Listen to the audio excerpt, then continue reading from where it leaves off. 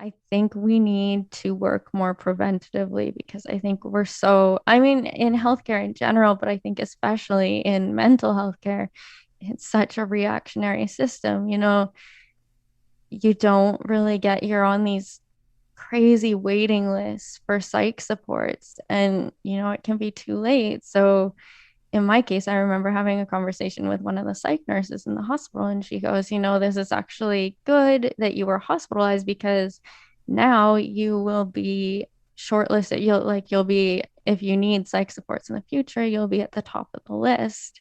And I was just like, why is this what it has to come to Yeah. for that to happen, for people to receive the help they need in a reasonable amount of time? Knowledge is power.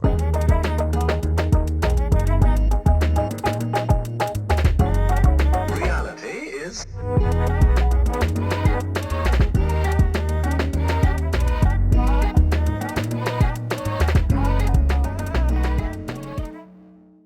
Ladies and gentlemen, welcome to the Junkyard Love Podcast. I'm here with Heather Hutchison. Heather, I have spent last night and this morning reading your book. I didn't get to the Oh, end of it, wow. unfortunately. Right now, you're I think it was like X chapter 21, 24. You were in psychiatric care where I left off. So I have a little bit left, but wow, riveting. Your writing is wonderful. I'm reading on Thank Audible you. too.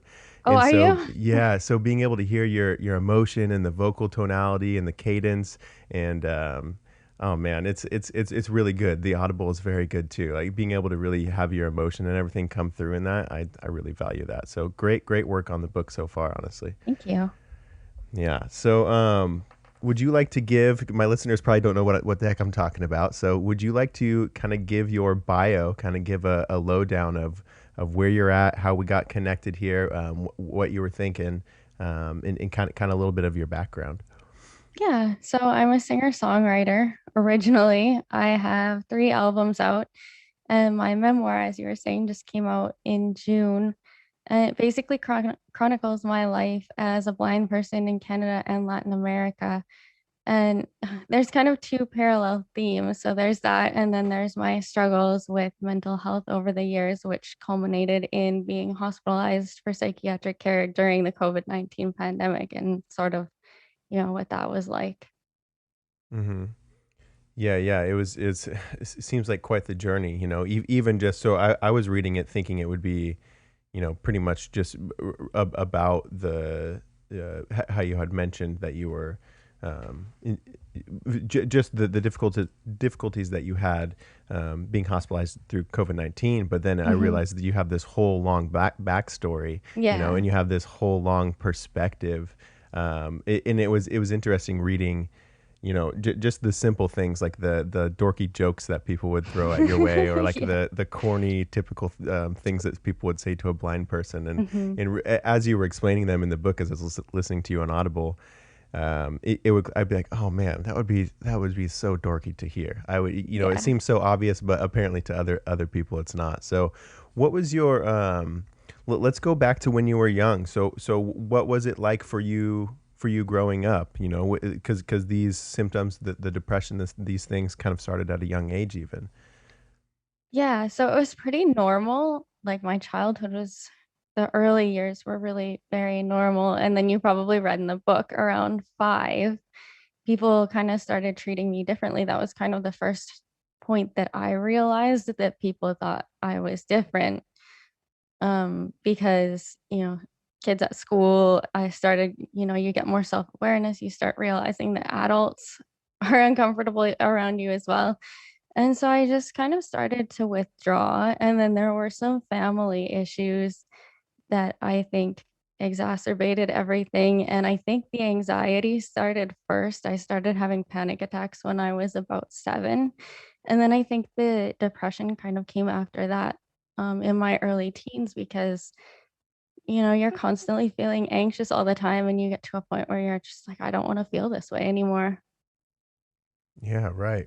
I mean, I think a lot of people, I think many people kind of experience depression and anxiety a little bit later on. I Hmm. think, I mean, of course, not everybody, many of us deal with it from a young age. For me, with my spells of depression, it wasn't until I mean, I had a rougher childhood, but I was able to kind of shelf it in a way. I feel like Yeah. I kind of bottled down a lot of these things, and then when I was older, they started to really come up. And Hmm. yours was from a young age. So, what was it like being so young and having anxiety attacks and dealing with depression at such a young age? Because I'm sure that was hard to voice. I'm sure it was difficult for you to kind of even to put into words what you were feeling, let alone have an adult really help you out. Yeah, because I think when you're so young, and hopefully it's getting better now, but when I was a kid in the 90s, there was kind of this attitude of like, oh, she's a nervous kid, she'll grow out of it. It's fine. We don't really need to do anything about it, which obviously, it's so much easier to treat the earlier you catch it. So, but yeah, like the anxiety attacks and stuff, it was really hard to explain because even when you like if a person gets a panic attack when they're older, if they haven't had one before, like they can feel like they're dying. So as a kid, being like 7 years old, I had no idea what was happening. So I didn't really tell anybody because I didn't really know even what to say about it. It was just super strange, these things that would just happen and I didn't know why. Yeah, you're like, what? So I guess everybody just deals with this. This seems Yeah, like a crazy yeah. human experience, but I guess we're just Pretty rolling much. with it. Yeah. Yeah, wow, that's incredible. So what was it like for you? So as you grew older, as you started to cope with and learn more about your anxiety and depression, so how what was the process of you kind of learning about it and then being able to voice it? I think I was around 14. Well, the year before that, somebody I was close to died by suicide, and everyone was kind of going, what people say, like, oh, how could she? So selfish. Mm-hmm. Um, we can't really talk about it. No, don't talk about it in front of the children, sort of thing. And I remember hearing that and trying to process it and being like, you know what, like maybe that's not such a bad idea. So I started making plans to kill myself. And it was actually kind of divine intervention why it didn't happen then. And then I was called to the school counselor's office, and she said somebody was worried. I still don't know who or why. So then my mom took me to a psychologist because she called home. And I guess that's sort of when I started to realize that I guess it's not, that normal, something that everybody thinks about and, is prepared to act on. Mm-hmm. So it became a little bit easier, I guess, to talk about at that point. Yeah, yeah. I mean, I imagine it was difficult nonetheless, especially at that young age. I think that Yeah. mental health is being more and more normalized, especially through social media in our younger Hmm. generation. Is a lot of our younger generation. I'm around. I'm 29, so I'm millennial, but I feel like a lot of the Gen Z is it's almost a normal thing for many of them to grow up with some form of awareness around the depression and anxiety. It seems like it's Hmm. little less hard to talk about, although still, very much a stumbling around conversation for many. It's difficult to kind of pinpoint. But yeah, so the wow, yeah, like experiencing that back then, and then so were you surrounded by people who? There was a couple instances in your book where you had one friend, I think it was one of your friends from Peru, had said something that stood out to me. What was the common response around the people that around your loved ones? Like when they learn about this, of course they're worried about you. How was the conversation around that? Was that something you had to kind of tiptoe around? Was it something you felt that you could fully speak on, or how was that? It was super varied. The friend that you're talking about was really good. And one of my aunts, she's an ER doctor. So obviously she was, really comfortable to talk about those sort of things as well. That was about it. I didn't really want to worry people. People don't know what to say. It's uncomfortable, it's scary. And then it makes you as the person having these thoughts feel like a bad person, like these thoughts are, terrible. You shouldn't be having them and everything because you get that reaction of like, oh my God, how could you be thinking that? Right. Somebody. the very first thing they said was, you can't do it. That would be the most selfish thing you could possibly do, which is totally the wrong thing to say. Yeah, yeah. So I've actually heard someone speak about that before. Like I actually had a coworker years ago who they were going the selfish route. Like I don't think they really had contemplated very much. I'm not sure if they were really aware of how they were sounding when they're saying it. But I think we should expand on that a little bit. What does that mean to you now that you've had a little bit of retrospect, and you hear someone say something like that? Like that's a selfish act to want to take your own life. What does that mean to you now? I think it's a really unfortunate attitude because I think when we're struggling so much already, we know we know that, we don't need to feel worse than we're already feeling about ourselves. And that's just, when you're actually going through it, it feels like you're doing the right thing. It feels like it's altruistic, not selfish at all. It feels like you're doing the world a favor. So then, when somebody comes back to you and says, no, that's selfish, it's like, you already feel so crappy about yourself, and that just adds to it.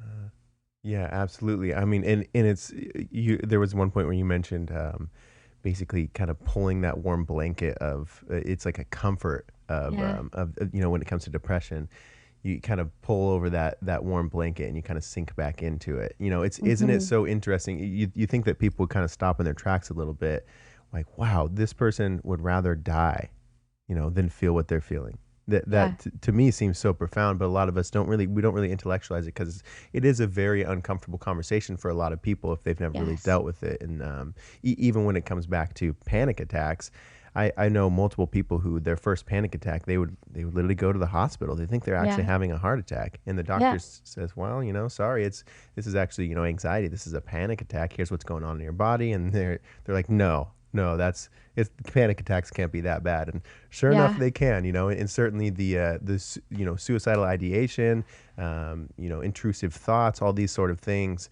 can they're certainly of course, when someone describes it, it's like, wow, that seems terrible. I can't even imagine. But then once you experience it, it's this next level, uh, just terrible thing. So, um, when you let's see where are we at. I'm taking a glance at my notes here as we're going along. Um, Tell me about your so. I don't want to spoil the whole book. I definitely want to leave leave listeners the chance to read it themselves. But I am curious, kind of where I left off.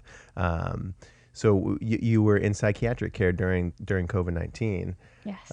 Where did you kind of come out on top of it? Like how are you doing now? Are you feeling pretty solid now? Did you have any sort of revelations while you're in there? Like what's been your journey a little more recently? Yeah, so one night, I don't know what part you're at, so maybe you haven't gotten there yet, but Yeah. one night I was in the hospital and I couldn't sleep. They were playing around with a lot of different meds, and that makes things super weird for Hmm. being asleep and waking up and stuff. And this person was flown in by air ambulance from a smaller hospital to this bigger urban center for treatment. And they were, in critical condition. They were dying. And they arrived, and right after they called a code blue, which is, somebody in cardiac or respiratory arrest. And I was lying there and I started thinking about this person's family and being like, my God, like their loved ones are going through one of the scariest nights they will ever have. And I started thinking, how can I feel so much compassion and empathy for this person's family while knowing that the decision I want to make is going to devastate my own loved ones? And then I started thinking about this person, and I'm like, they're fighting to live and I'm fighting to die, and would they trade their place with me? And I realized that I was being given this choice. And Wow. in that moment, I had to decide, am I going to live or am I going to die? And if I'm going to live, then I need to do something positive. I need this story to be more than, just another tragedy, more than just another statistic and unanswered question. So it was actually that night that I decided, no, I'm going to write this book. I'm going to tell this story for the people who can't anymore. Wow, wow. So did that feel like a divine intervention or anything? Did that feel like this Yeah. incredible moment? Yeah, it was super, super weird. I don't know. I think sometimes we're just in the right place at the right time. And I think in the right place emotionally to receive that message because, Mm. if it happened a couple of days earlier or if I just heard the story from somebody else, like it would have just kind of been like, oh, that's sad, but whatever. But clearly I was just in a place where I was ready to receive that message. Right. Yeah. And you definitely received it because again, like I said, the book is fantastic. The memoir is fantastic. So what happened after that? So you had this profound kind of perception change. You know, you're kind of picturing yourself. You're flipping spaces with this person in the other room who is fighting to live, and while you're fighting to die. That's a great way to word it too, by the way. What happened after that? How were you able to like take action? You know, because a lot of times I feel if we're in kind of a depressive state where we will have these moments of clarity. We will have these moments of, you Hmm. know what, maybe you feel the breeze on your skin. You're in a comfortable spot. You're around people that you love, and you kind of have these moments where the mind's a little quieter. Okay, this isn't so bad. I did have a rough morning. I did have a rough last night, whatever. But I'm here. So, but a lot of times those moments seem fleeting. It seems like you were Yeah. really able to kind of catch this moment though, and really, kind of ride it out of the pit in a sense. So, how did you do that? Well, it's actually funny because things actually got worse before they got better after Oh, that. dang. Yeah, but like in a good way, sort of, Hmm. because I feel like before I was just really going through the motions in the hospital. Like I didn't go to the hospital to get better. I went to the hospital for absolution because when I was dead, I wanted my family to be like, oh, well, she went to the hospital, she tried. Yeah. So I was just kind of in there like biding my time until they let me go home. Them keeping me was not part of the plan. Um, but then this thing happened, and before that, like I just felt so shell shocked. And then the next day, something actually happened in group. Somebody said something that affected me so much that it was just like every all the grief I have ever known in my life just kind of all came together in that moment. And I was just like absolutely devastated. They ended up sedating me that night. And that was kind of the beginning, like that idea the night before was a beginning of sorts. But then this, like it was kind of like this cleansing of just like all the pain and from, so many years. And I remember like right before I was sedated, like my very last thought was, like this isn't how my life was supposed to go. So, yeah, I think that was really the first day of, because I actually started trying then, like I actually had these emotions because I hadn't cried. I hadn't, done anything. I was just so shell shocked being in there. And then it all just kind of opened up on that day after having kind of that revelation that night. And then I feel like that day was really when I started to heal. Wow, wow, yeah. So that really kind of like you had kind of two moments of different Yeah. experience. Like so one the night before that's kind of like your precursor, and then the next day it was this, poking this bag, this well of just all these emotions and things that Hmm. apparently needed to come up. So was there a lot of so that day kind of started a trickle effect. Were you able to kind of look back at the way you had been thinking before, or the thought patterns that had been going on, and revamp them, or was your brain still kind of feeding you these continuous, mean, unhelpful, negative thoughts, and you were kind of combating them differently, or basically I'm asking, Heather, what was kind of the internal dialogue for you during this moment? Yeah, I think definitely it takes practice. Like you don't flip a switch and then everything's great, right? Right, right. So I think that was really the beginning of it, but it's been a long road and it takes constant practice. I'm still not perfect at it. So, it's just so much repetition of like cognitive behavioral therapy. Like, okay, what is actually going on?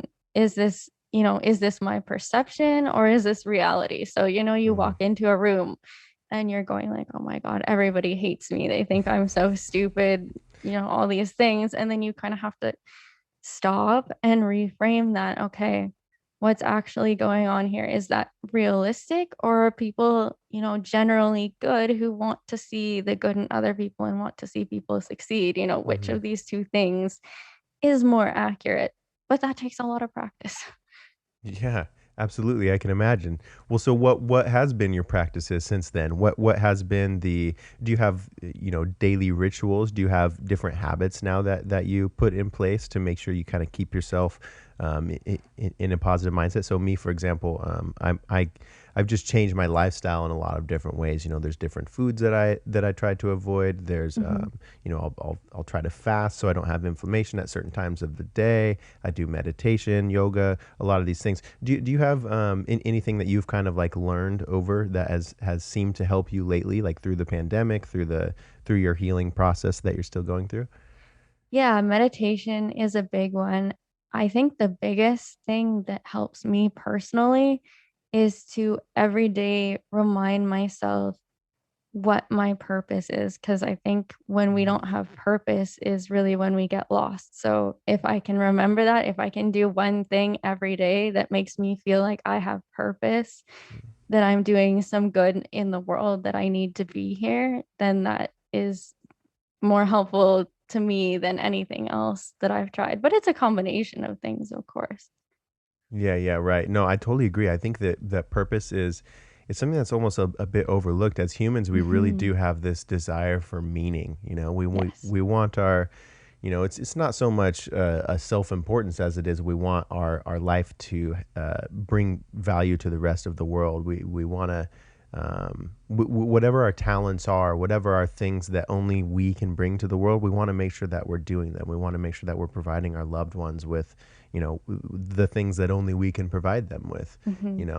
and that's incredibly fulfilling. So the when it comes to your music, like, so are you working on music almost every day now? Is that a way that you're able to provide meaning?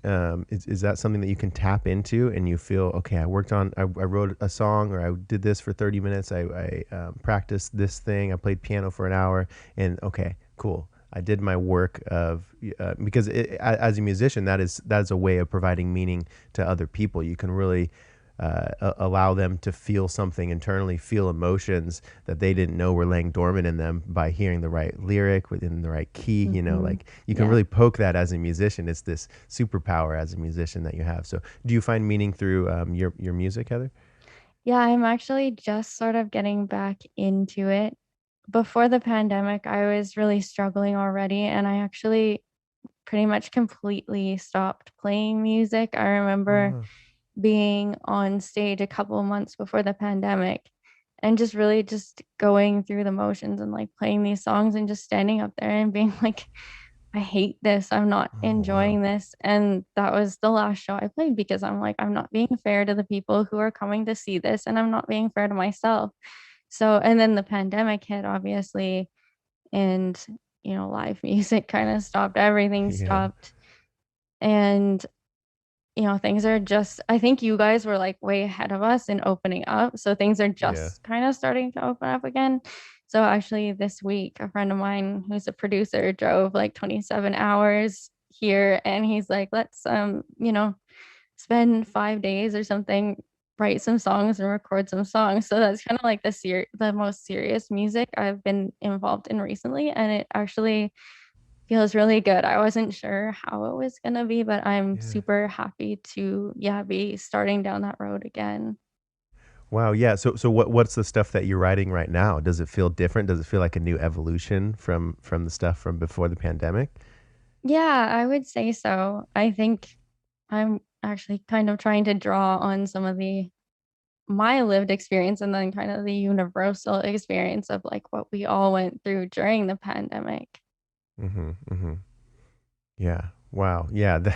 I mean, yeah, I think that's a great place to like narrow down on, though, is, what brings you joy, and for you to, It's interesting to hear you even before the pandemic. You could start to hear you could start to feel like I'm disconnected from this. It doesn't Yeah. doesn't feel the same because the way that you described your album, like when you first put those headphones on Mm-hmm. in the book, you described it so greatly.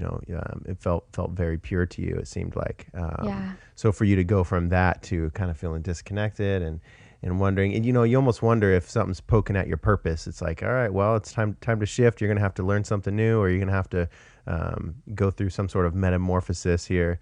And then it's very interesting to think of the type of music and what you're going to be able to accomplish on the other side. Like Yeah. in a few Yeah. years, what you're going to have written is going to be, I bet it's going to blow the old stuff out of the water in a sense.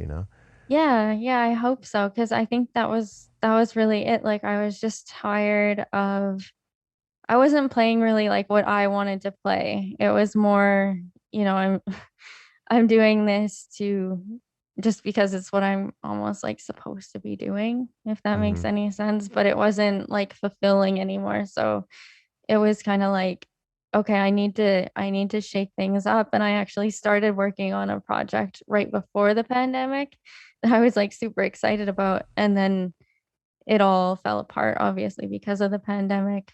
So I Hmm. think that was really hard too. And I just like didn't want to play music because, you know, even just that, like it was just this reminder of how everything was falling apart. And I think some people really like a lot of my friends and colleagues really drew comfort from music during the pandemic and they would put on like these online shows and stuff. I just couldn't Hmm. be bothered. I didn't have the energy. It was just trying to make it through the next hour, the next day. Right. Right. Yeah. So I'm actually a DJ, Heather, and I Oh, are had, you okay? yeah, yeah. So I've been a DJ for it's around 10 years now, and so I was working DJ and audio engineer. So when the pandemic came around for me as well, I'm in the live event industry, so it all changed my world as Mm-hmm. well. Um, and it was interesting because you're playing in clubs and bars and in casinos and in live events, and people are having fun, people are having drinks. We're all like, we don't think about our proximity to one another, we don't think about being close, we don't think about singing loud or sneezing, coughing, whatever. Like we're here, we're existing, we're listening to music, we're dancing, we're having a good time.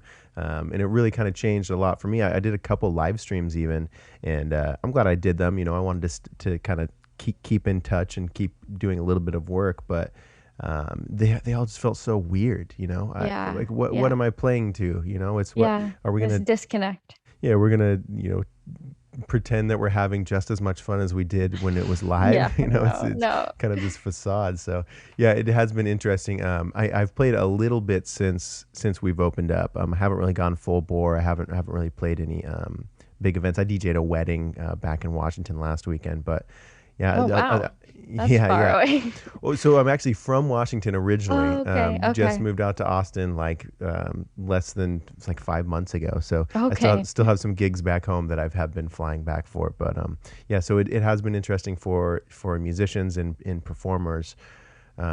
So where do you see? So as we begin to open up, have you really thought about your live performances much yet, or is that still kind of like a little bit far off? Maybe after you're done recording this project, or what are you thinking for live events? I've actually been thinking about them more and more, which is kind of exciting. I think what I'd like to do, and we'll see how it all comes together, but I would like to, take some of this new material and actually tour it around a little bit, um, while kind of telling my story and incorporating parts of my book kind of into it Mm, too. So just trying to give, this sort of like rounded, you know, sort of performance that right. will hopefully, help and educate people as well at the same time. Yeah, I think that would be cool. Like this moving experience. Yeah. That's because a musician anyway is up there. They're the maestro, right? Like Yeah. Yeah. we have access to if you're the one on stage, you kind of have access to the people's heartstrings in a way. Yes. They're Yeah. ready to saying, "Hey, poke these right emotions. I'm ready to feel them." Yeah. So wow, I think that has the potential to be very beautiful, Heather. I think that would be an awesome idea, actually. Yeah. Yeah. I hope it comes together because I think, even I don't know, even schools or community groups are just whoever would, maybe benefit from hearing the message of, both mental health, but also, diversity and inclusion and those sorts of things. Exactly. I mean, so as mental health becomes something, like I mentioned, it seems like you went through it at a younger age. Of course, I can't speak for everybody. It just seems like there's a lot more older people, maybe even just in my group around me of people that I see and people that I knew. It seems like a lot of us didn't grow up with the anxiety, and you did. So, do you?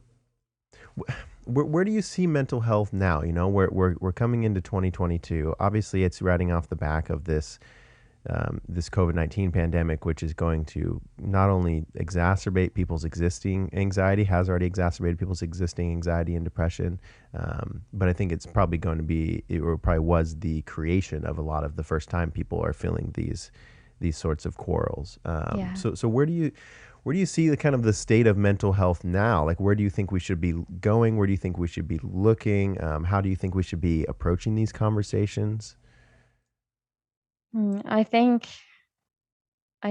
that the thing that's a little bit concerning is this sort of attitude I think that some people have, that once the pandemic's over, people who started struggling during the pandemic or people who got much sicker, as I did, will just snap out of it as soon as the pandemic is over. And it doesn't Right. work that way. So I think we're really going to need more resources dedicated to mental health than we have now. And I think we need to work more preventatively, because I think we're so, I mean, in Mhm. healthcare in general, but I think especially in mental health care, it's such a reactionary system. You don't really you're on these crazy waiting lists for psych supports, and, it can be too late. So, in my case, I remember having a conversation with one of the psych nurses in the hospital, and she goes, this is actually good that you were hospitalized, because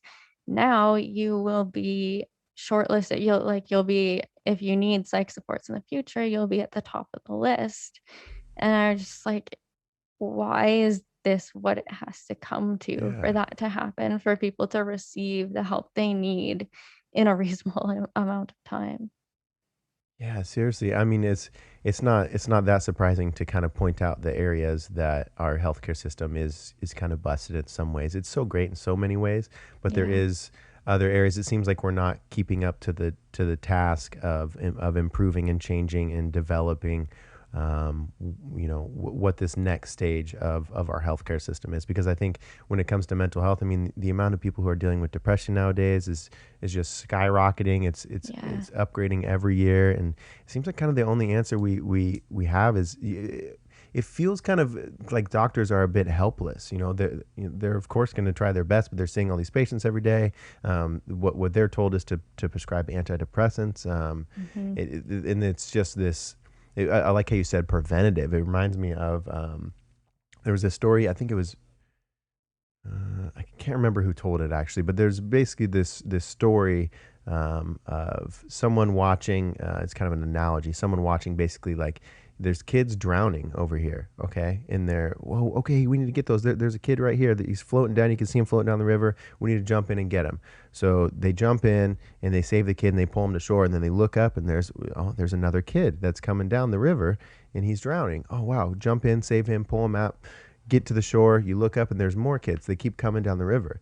And so at some point, we need to get someone to walk upstream and wonder what the heck's going Yes. on. Why are these Yes. kids jumping in the river? Like we can keep saving them. Like we're down here, we've got a net. We're gonna save all that we can. We're gonna get them all to the shore. We want to help them, but we need to look at it holistically. We need to take a meta view of this whole scenario and look upstream. What's going on upstream? Yeah. What's causing this depression?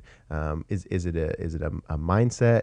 Is it our habits? Is it our food? Is it just our culture in general? Is it an incorrect thought process? Is it a chemical response to something?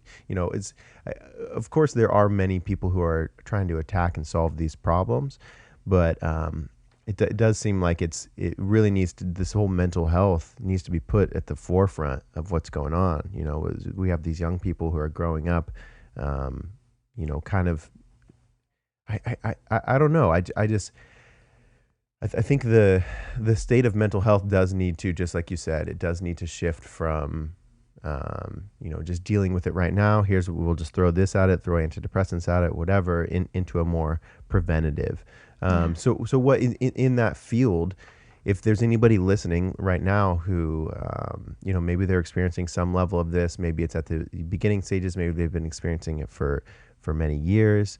Is there any kind of advice or gestures that you might say to them, like that you've learned, keeping in mind that you've been in this position and you may not be, maybe you're not always in the position to hear it, right? Yeah. But yeah, go ahead. Yeah, no, totally. So what do you think? Like people who are going through it right now, listeners who are experiencing it, maybe they don't know how to handle it, maybe they don't know who to talk to, how to talk about it. They're going through some level of anxiety, depression right now. Is there anything that pops into mind that you think would be valuable advice towards them? Yeah, I think it's tough because the very nature of some mental illnesses makes it so hard to get help because you're reaching out and and that's, a problem with the system too, is sometimes you have to reach out so many times before you actually get the help you need. And it's really unfortunate because how do you keep reaching out when you don't feel that you're worth fighting for? Mm, But I would say to those people, you are worth fighting for, and you do need to keep reaching out because eventually you will get the support you need. And I'm not going to say, oh, tomorrow's a better day, it gets better. It does get better. That's true.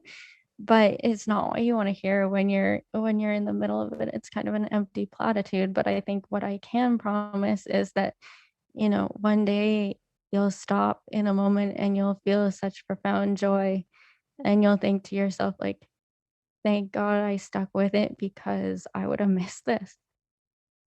yeah, that's beautiful. Yeah, you really don't know. You don't know what you don't know. In that sense, you Mhm. don't understand how much joy and beauty and love you may still be yet to experience. Yes. Yeah. You have all this future life ahead of you. It's and what is the? I think you even mentioned it in your book. It's a long or it's a long fix for a temporary issue or something like that. Like when they talk about suicidal ideation, you're feeling this. They want to kind of frame it as here's this temporary feeling, and you're trying to have a long term fix. Yeah. Permanent solution to a temporary problem. That's the way to word it. Yeah. Yeah, yeah. I think that is good. Because it's so difficult for us in these moments to really step outside of. Okay, this is an emotion. This is a feeling that I'm feeling right now. I don't have to necessarily identify with this. I don't have to say this is the entirety of my being. For you, for example, you're thinking about, your, being burdensome. You're thinking about your negative thoughts. You don't want to fight through it anymore. You're just done dealing with it. But you're also at that time, you're not.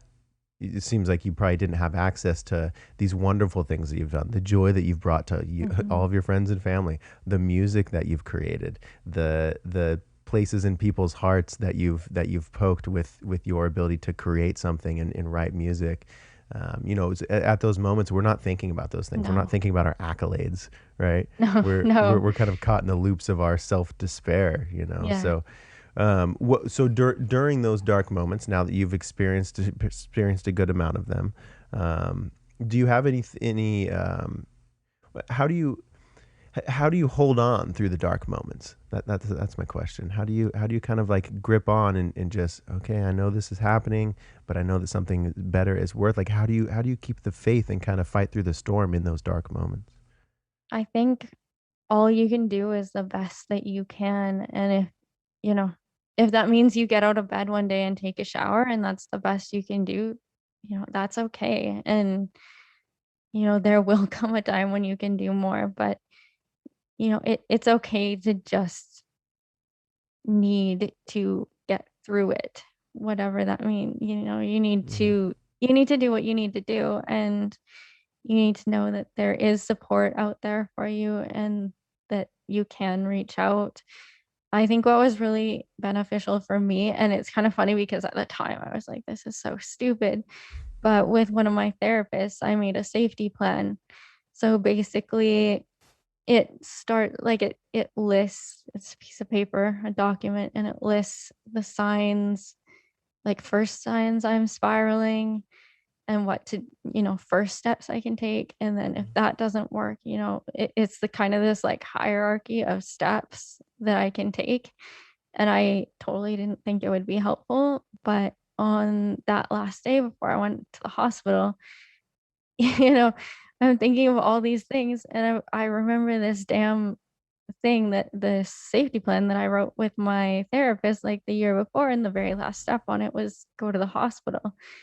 And so I was like, no, like I can't die with a broken promise. So I actually Mm. went to the hospital, and I never thought that would be, helpful. But even if it's not like with a therapist, if it's with a loved one, a friend, whoever, I think having a document like that can actually be really helpful to pull you out of those kind of spirals, those, negative loops that you can get stuck in. Right, right. No, I really like that. Could you give me an example of some of the other steps on there? Like if someone would maybe want to create their own simplified step system that they could write out just to have it, just to try it as an experiment. Yeah, so, it's gonna look a little bit different for each person, but for me, I think the key to really not spiraling is to have enough practice with it to know the very first step or the very first signs so you can pull yourself out, because it just gets harder and harder the further down you go. Mm. So like for me, if I can catch it early, I can go to the piano, I can play music, I can, call a friend, go for a walk, those sorts of things. If you can catch it, early enough, then you can do, the things that bring you joy, and it kind of brings you back into yourself. If Mm. you don't catch it in time, then, you may need to take stronger measures. You can call somebody you trust and say, I'm not doing well. I need you to, check up on me or whatever. And then obviously the very last step is that you always do have that option of going to the hospital if you're not safe. Mm. Yeah, yeah. I think that's a good example because the spiraling is certainly something that happens and it starts to pick up momentum, the Mm-hmm. deeper down you go. And then you're right, it is kind of hard to, it's more difficult to grab those, the rungs of the ladder, the Yes. deeper down you get into into your, mental, negative fortitude that we create for ourselves. And again, like you had mentioned earlier, it is this strange, comfort. You get farther down and you're like, yeah, of course, I deserve to feel this way. And you start Mm-hmm. justifying your own kind of meanness to yourself, and you want to sink farther into the cave for whatever reason. And if you can just find a way to stop it, or you have a list, like you said, you have kind of some rules that, okay, well, I feel myself thinking these thoughts. I feel my body bringing in these emotions. Instead of spiraling, I'm going to go do this, or I'm going to call my friend, or whatever. So for me, physical activity definitely helps me. If I notice that I'm kind of caught in some loops, if I'm kind of being, mean and negative to myself, I'll go, go for a run. I'll go grab my skateboard and I'll go take that around. I'll go just do some crazy, like 10 minutes of just real fast yoga, stretching, moving around, whatever it is, and kind of helps break those thought patterns. And one more thing that I wanted to kind of point out too, that you mentioned, Heather, is at the beginning when you're kind of feeling this nihilism, this negativity, um, the when you start trying to think positively, or okay, I'm recognizing that I'm doing that depressing thing again, I'm doing that anxious thing again, and I don't want to do that, so I have to do something else. It does feel very fickle at that point. It feels fake to be Yeah. like, because so for me, when I kind of pull myself out of it, I suddenly stumbled into all this, motivational, like Tony Robbins, um, um, uh, geez, I can't even think of anybody else, but all these like motivational people, or affirmations or positivity. And it felt so dorky at first, Yeah. but I started doing it and I started saying, no, I'm going to sit here. I'm going to not move for 10 minutes. I'm going to sit in this room, even though it feels uncomfortable, even though I feel like a dork, whatever. I'm going to make myself deal with it. I'm going to make myself listen to this because my thoughts that are looping seem to be negative. They seem to be mean. They seem to be making me feel bad. So I'm going to listen to someone else's voice for a minute, you know? So I'd listen to Tony Robbins or Jordan Peterson or somebody doing some positive affirmations. And I would really try to let my guard down and I would try to just listen.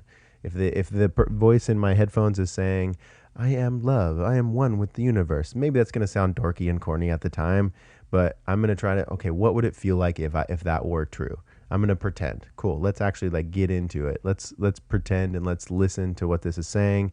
And basically it does kind of help you pull yourself out of those ruts, which is Mm-hmm. so important. Being able to kind of pull yourself out of those moments and kind of break that thought pattern of negativity, I think that is so important. Yeah, yeah, totally. And again, just catching it before, while you still can do those things to break that. Yeah, yeah, exactly. And again, you catching it, it's not always going to feel natural. Maybe at the beginning, it's going to feel dorky. It's going to feel fake. It's going to feel like to me, it felt like I was faking it. I'm like, what am I doing? Sitting in my basement, telling myself I Yeah. love myself. I don't love myself. What am I talking like? But sure enough, it's just enough to kind of give you a little bit of a perspective. Yeah. It gets you out of those thought patterns and gives you a little bit more distance from them and realize that you're not your thoughts. You're much more. Hmm. So okay, so how has your, and of course it's ever growing, right? Especially with mental health, I think it's a lifelong journey of sorts as you navigate and you grow from certain things. How would you say, how would you say your perspective has changed from, the beginning, even when you were young or even right before the pandemic, like when your thought patterns were very negative and just not non-optimistic, versus where kind of you're sitting now. How has it changed? What's your preference like now?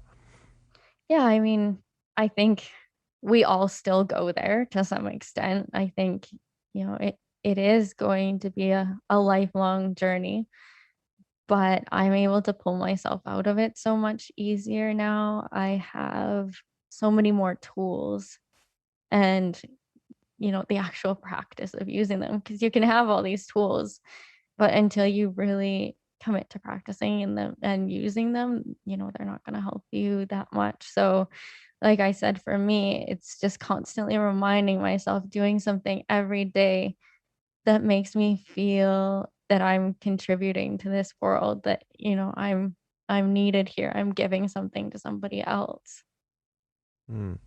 Yeah, exactly. I mean, uh, it's something else I mentioned, Brick. I think it was something that your friend said to you was feeling useful. A lot of times, Yes. yeah, we of course want to feel useful. So so does that kind of check off the boxes for you? If you do 1 hour a day of this, or 2 hours a day of this, you kind of do your thing that makes you feel useful. It helps, it contributes, because I'm sure when you were writing the book, every chapter that you got on page, or every chapter that you recorded was probably okay. Maybe I'm still feeling good. Maybe this is my healing as I'm going through it, but I felt I can put it away. I can set that to the side of my desk. I did my work for today. That's going to make me feel useful. It's going to help other people, because truly, I mean, the more people that read this, I'm sure it helps everybody in some sort of way. Anybody who reads it.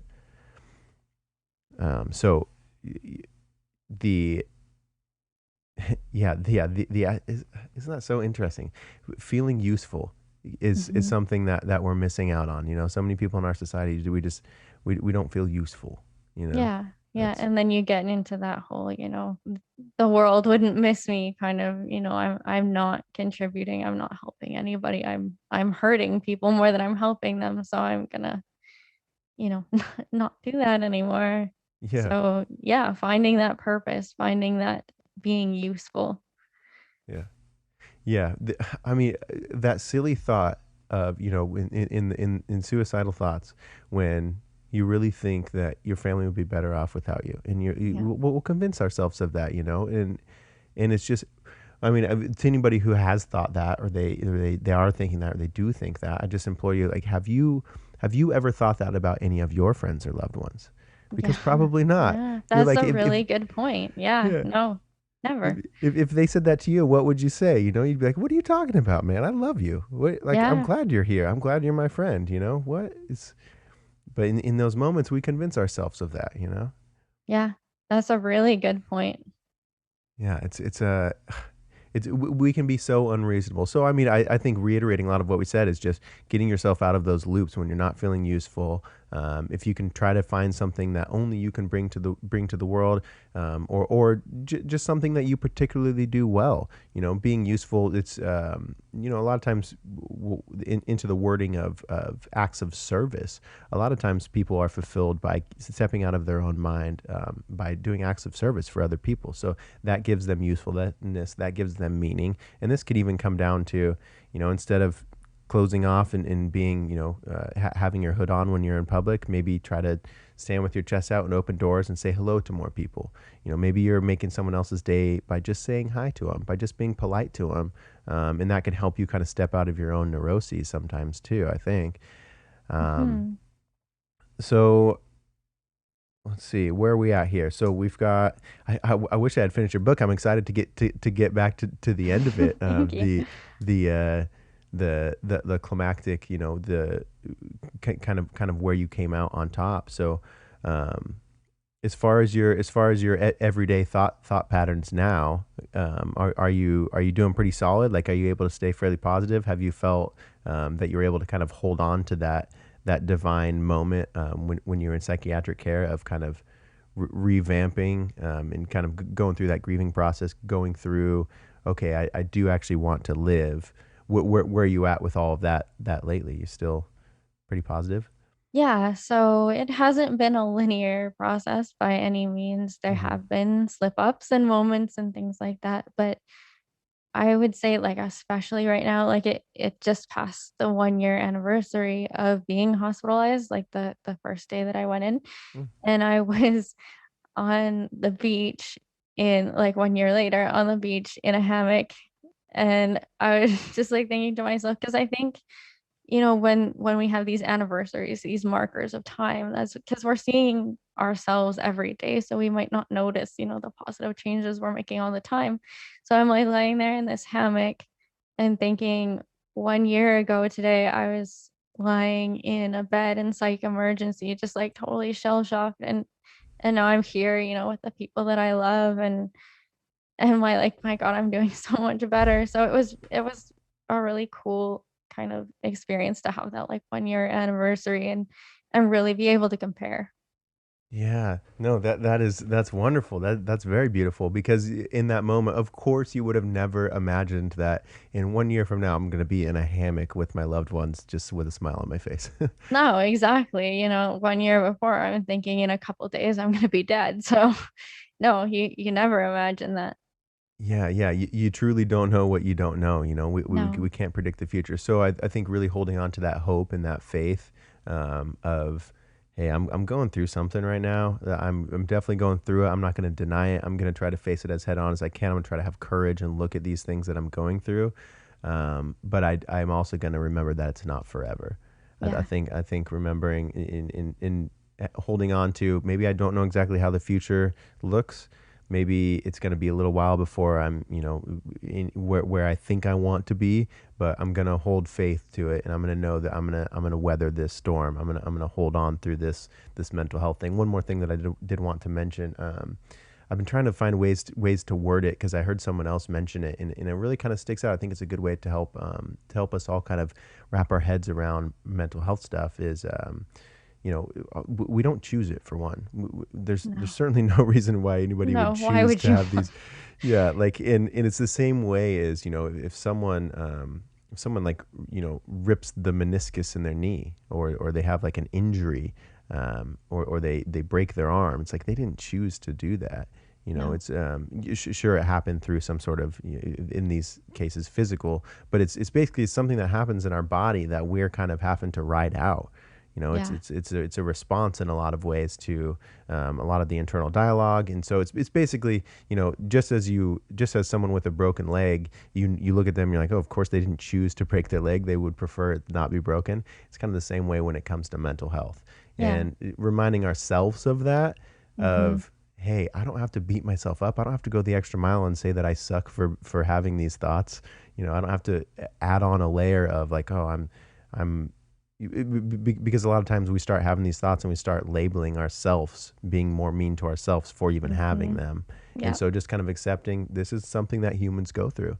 Yeah. And when you can heal from it, or when you can begin to heal from it, or even hold it, sit with it, experience it, rather than, suffer, just simply suffer from it. It gives you a little bit of perspective. And I think our age, our generation too, Heather, is we're going to have a lot to teach the younger generation, because like I mentioned, I think, with all this technology, all this social media, our comparison to one another, and just all this stuff that keeps adding up that we've all experienced, but it does pile on. I think that the younger kids are going to be looking for some advice and some people to share their experience of how they went through the similar things and how they came out on the other side. So yeah, what you're doing and the story that you're sharing, Heather, is very important. I commend you for it. I think it's wonderful.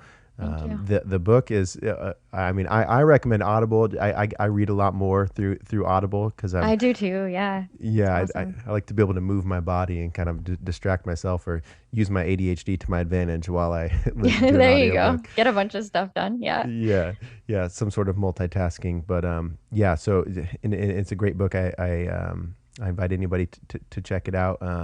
We are getting up here in time, so if there's anything else that you wanted to mention, but I did want to make sure we get your website out here. So where can people find you? Can they find more interviews of you? Where can they get your book? Give us the lowdown on all this, Heather.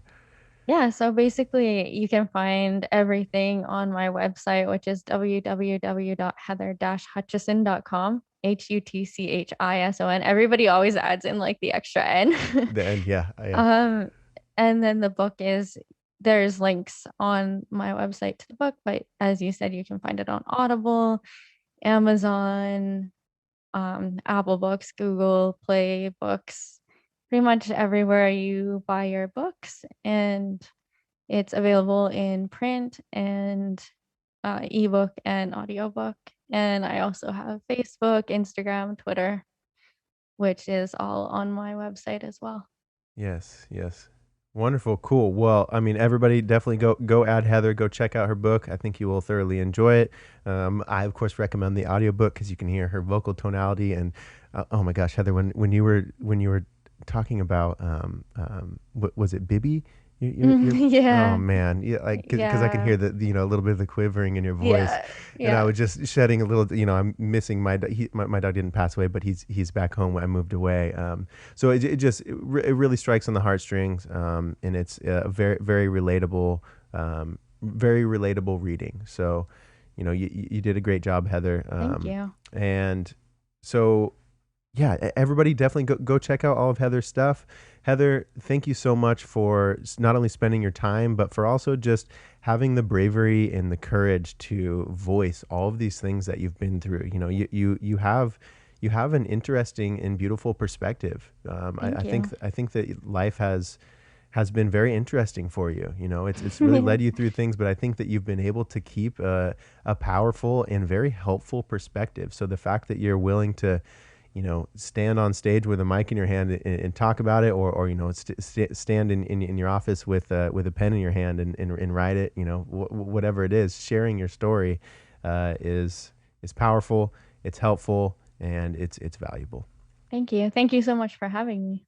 Of course, of course. Well, we'll be in touch. I'll send you some emails and keep you posted when this has come out. Perfect. Yeah. You have a good rest of your day, Heather, and listeners, you have a good rest of your day as well. Remember, you're not your thoughts.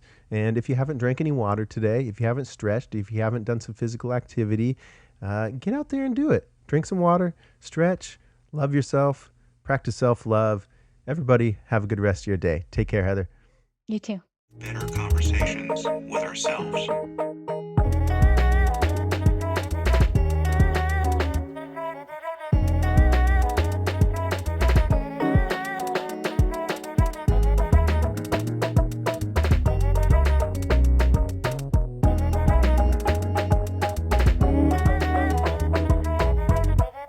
Knowledge is power.